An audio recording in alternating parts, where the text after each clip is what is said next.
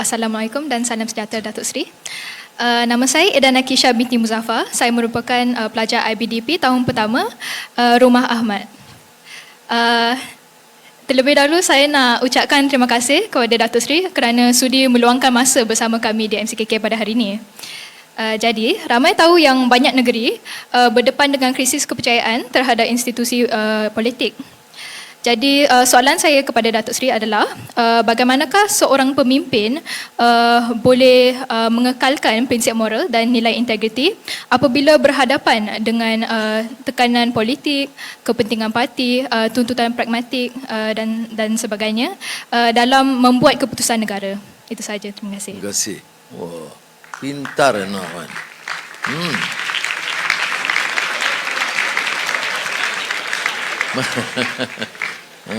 Masa saya tu tak ada pelajar perempuan.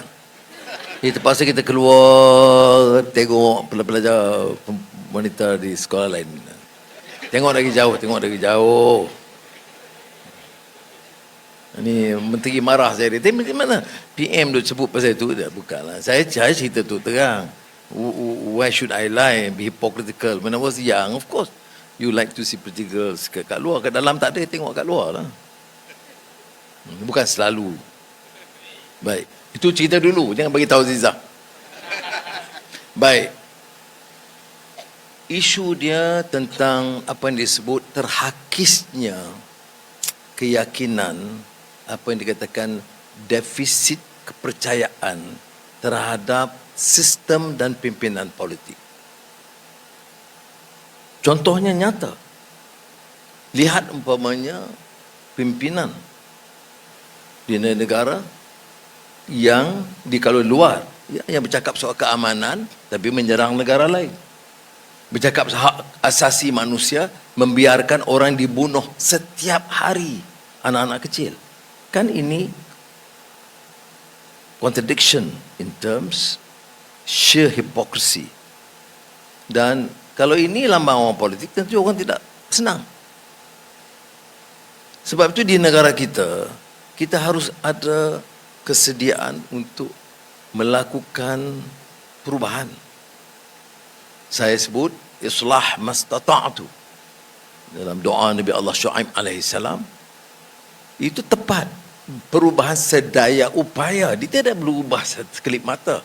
Dia kata Anwar bincang soal reformasi dan oleh itu perubahan itu belum berlaku.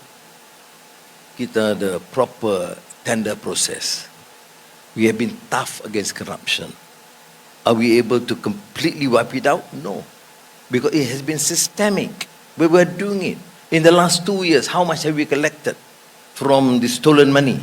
15.5 billion ringgit.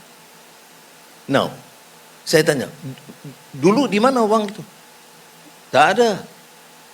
Maknanya, kita lakukan. Apakah lengkap sempurna? Tak. Dan ada orang kaya yang korup menggunakan media sosial menyerang kita. Tak boleh sentuh kerana dia orang besar. Keduanya dia orang dah kaya, dia banyak berjasa. Kemudian kita kalau ambil tindakan, kita dendam. Ada pandangan. So it's not easy. Dia tidak semestinya mudah. Mengambil tindakan sebegini memerlukan ketahanan. Tapi soalnya, orang boleh kritik. Memang saya tak nafikan. Kadang-kadang kita ambil masa. Saya dalam ahli-ahli parlimen sama Madlina dengan DAP Amanah 82 orang. Seluruh kekuatan ahli parlimen 222. Saya kena gunding dengan rakan-rakan saya. Saya bernasib baik kerana rakan-rakan dalam UMNO bagi kerjasama penuh. Sabah Sarawak. Tetapi tiap langkah harus diambil itu kena gunding. Saya bukan pemimpinan mutlak seperti diktator atau ala diktator pengalaman-pengalaman lalu. Just do it. No. Jadi ini kita lakukan. Tetapi saya setuju tadi saranan, iaitu mesti ada tekad untuk melakukan perubahan. Tetapi kita juga hadapi umpamanya dengan media sosial. Tengok umpamanya sekarang keadaan. Minyak melambung naik. Kemudian dia ulang kenyataan saya. Hari ini menang, esok minyak turun. Ini, kamu ni tak baca ke? Buta huruf ke? kenyataan itu dibuat dalam keadaan harga minyak di Arab Saudi 50 sen pada masa itu. Tapi kita RM1.99, paling rendah di dunia, cuma banding dengan Brunei je tinggi sikit lagi, rendah sikit pada kita.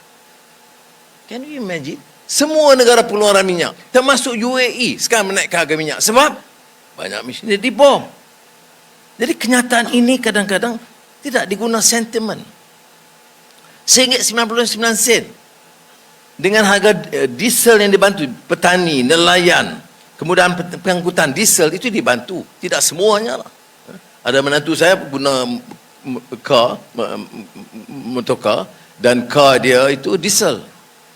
Dia kata saya, apa-apa saya tak bagi tahu. Guna diesel harga tinggi. Menantu saya kata, ini polisi sekarang. Jadi tak ada peduli fakta, tak ada peduli kebenaran, hanya politik picisan, memperbodohkan rakyat. Sebab itu anak-anak yang ada kecerdasan bangkit, gunakan kekuatan bagi penjelasan. Bukan kita ambil wang, saya tidak ambil wang. Seperti sudah tahu, saya gaji saya tidak ambil. Allowance ahli parlimen saya ambil, betul. Guna pesawat kerajaan datang ke Ipoh, betul. Kereta-kereta kerajaan, tapi gaji saya tak ambil. Cukup 3 tahun ni dah RM1 dah. Kerana apa? Saya nak bagi contoh. Tak semua pemimpin itu yang kita kenali harus mencari, memunggah kekayaan untuk peribadi. Tapi apakah salah seorang menteri atau seorang menteri besar mengambil gajinya yang sah? Tak salah. Jangan salah faham, oh Anwar tak ambil gaji, kamu jangan ambil. Tak betul. Itu hak dia, jangan kita petikai. Yang kita tidak mahu ni curi. Seorang setelah tinggalkan jawatan menteri atau perdana menteri atau menteri kewangan, kekayaannya RM4 bilion. Mana mungkin negara boleh selamat kalau begitu? Jadi kita harus bertindak. Bila kita bertindak, yang ada RM4 bilion itu bukan menyokongnya ramai kan? Yang influencer pun ramai juga. Jadi sebab itu anak-anak harus waspada. Yang penting pertahankan prinsip dan hak. Dan terima kenyataan apa-apa perubahan pun harus berlaku secara berperingkat. Okey? Jelas? Terima kasih. Baik.